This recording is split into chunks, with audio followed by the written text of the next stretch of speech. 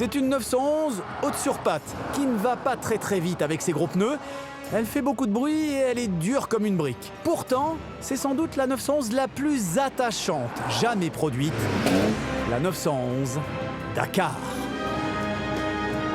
L'idée est toute simple, ressusciter celles qui ont fait les grandes heures de la 911 en rallye raid en partant d'une 911 moderne.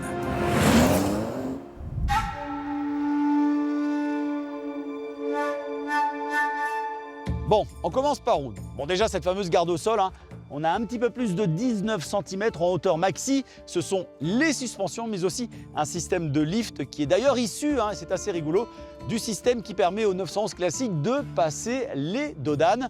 On est sur une première hauteur de Porsche Cayenne, la mine de rien. L'angle d'attaque et l'angle de fuite ont été rabotés. L'angle de fuite, c'est à l'arrière. Et l'angle d'attaque ici est quasiment de 17 degrés. Ça, c'est pour mieux attaquer les obstacles. Le capot, il est issu de la GT3. C'est un alliage de carbone et de plastique. Ça permet de gagner du poids. Et ça, c'est important parce qu'une voiture, plus elle est légère, mieux elle va passer sur les terrains difficiles. Le spoiler est du même matériau. Écoutez, il est fixe. Ça aussi, ça permet de gagner du poids. Le moteur, c'est le flat 6 de la Carrera GTS. 480 chevaux. La voiture a bien sûr été renforcée de partout avec des passages de roues spécifiques et puis la clé bien sûr sur ce type de voiture. Ce sont les pneus ici des Pirelli développés spécifiquement pour la Dakar avec des crampons de quasiment 1 cm. Et puis dernière remarque, est-ce que vous avez déjà vu une 911 aussi sale mais aussi belle?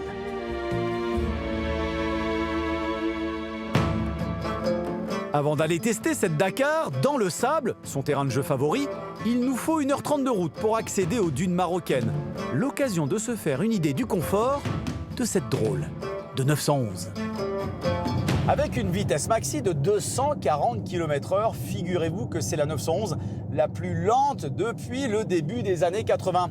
Alors, bien sûr, c'est à cause de l'architecture générale de la voiture, mais aussi à cause de ces fameux pneumatiques tout-terrain.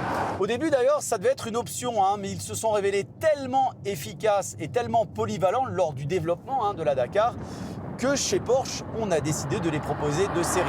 Ils sont un petit peu plus bruyants, moins dynamiques que des pneus routiers, mais bon, pour une Dakar, ça ne va pas changer grand-chose.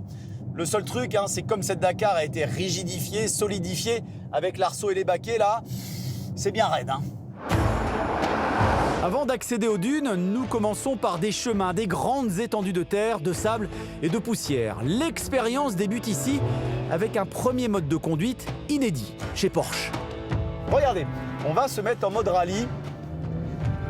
Et là, la voiture va devenir un petit peu plus propulsion avec un électronique qui va vous dire « Bon allez, maintenant amuse-toi et regardez ce que ça donne ». Vous accélérez bien fort et vous mettez un coup de volant. Et là, je pars dans des grandes dérives. C'est quand même incroyable. Je le rappelle, c'est bien une 911.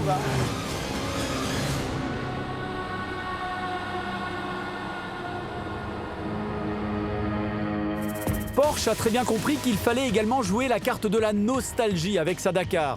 Outre notre livret du Rallye Safari de 78, vous pouvez également choisir la livrée de 1971, celle de la grande époque du Dakar, ou encore ce verre plus discret sur lequel était installée cette galerie de toit avec LED intégré et tout le nécessaire du baroudeur. Il y a même la tente disponible pour les plus téméraires. Mais le truc de la Dakar, c'est sa capacité à aller très vite sur les terrains difficiles, notamment les dunes. Porsche a finalement repris ce qui a fait le succès des 911 en rallye dans les années 70 et 80. Pourquoi ? Parce que ces 911, ce sont des voitures plus légères, plus courtes aussi, et surtout beaucoup plus puissantes qu'un tout-terrain classique.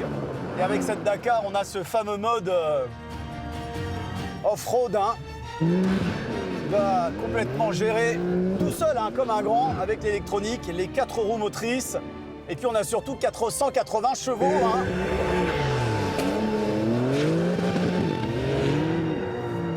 Regardez, on joue avec le rupteur. Ça, on avait l'habitude de l'entendre sur un circuit. Et bien maintenant, on l'entend dans les dunes. tellement particulier d'avoir une 911 dans un environnement pareil. C'est incroyable d'efficacité. Et encore une fois, c'est une voiture qui fait un tout petit peu plus d'une tonne 6. Vous imaginez, c'est pas grand-chose, hein. Alors évidemment, on va pas aller faire du gros franchissement avec la voiture. Mais regardez. Voilà, puis alors avec le rupteur comme ça, c'est incroyable. C'est fantastique. Alors oui, la Dakar vaut 227 000 €. Oui, chaque option est hors de prix, comme notre livret 78 à 6 000 €. Et puis, quasiment aucun des 2500 propriétaires n'ira la tester dans les dunes comme nous l'avons fait. Elle est chère, aberrante, absurde, mais c'est sans doute la plus attachante et la plus incroyable de toutes les 911. Une 911 irrationnelle, donc forcément indispensable.